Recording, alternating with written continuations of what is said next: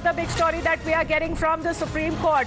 It's a landmark ruling from the Supreme Court side, especially when it comes to marital rape that has now been recognized, and it is now punishable under law. That is now also come across even as married women's forceful pregnancy can be treated as marital rape for abortion. This is a landmark ruling even on the day like this. Let me straight away go across, in fact, to Nilashish. I'm told that the court also had interpreted the MTP Act to declare even, Nilashish, when an unmarried woman who will be allowed to go for abortion up to 24 weeks on par with married women. So we are talking about all women.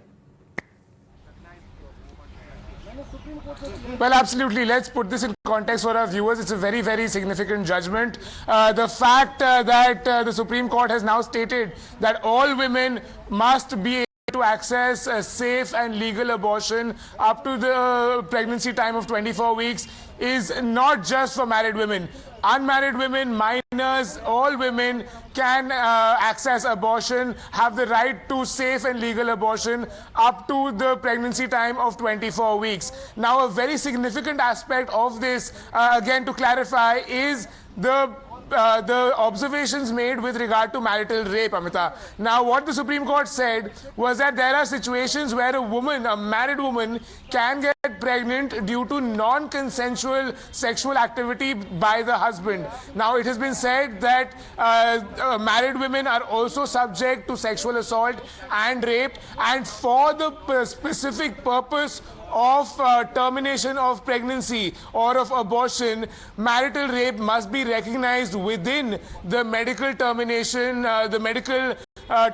of Pregnancy Act. Now, that is a very, very significant step, because for the first time in legal parlance, marital rape has actually been recognized as to exist in society. Of course, there's a whole different petition, a batch of petitions that have challenged marital rape and have sought it to be declared a criminal activity, but that is pending in Supreme Court. That is a different plea altogether. But as far as termination of pregnancy is concerned, the Supreme Court coming out clearly and saying that there are a number of circumstances, number of situations, be it social, economic, cultural, and it is the woman's ultimate prerogative to decide and have the right to terminate her pregnancy, whether she is married or whether she is not. And one of those circumstances even comes in wherein there is marital rape, there is non-consensual sexual activity which leads to a woman getting pregnant, and that should be recognized within the MTP Act. So that is a very significant step taken. There. Let me go across to Swapnil Kothari as well. Nilashish, please do stay on with us. Swapnil, why is it a landmark ruling, especially when it comes to women's reproduction rights? And even when it comes to bodily autonomy, this is the Supreme Court which is coming out and in the favor of all women.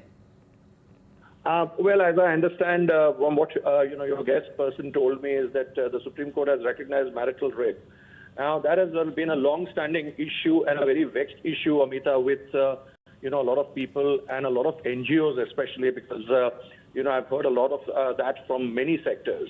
And finally, the Supreme Court has considered the bodily integrity, as you rightly pointed out, of a woman, that it's not only to be subject from to be prevented from molestation or anything of that sort, but even when it comes to her own husband, she has got entire rights to say no.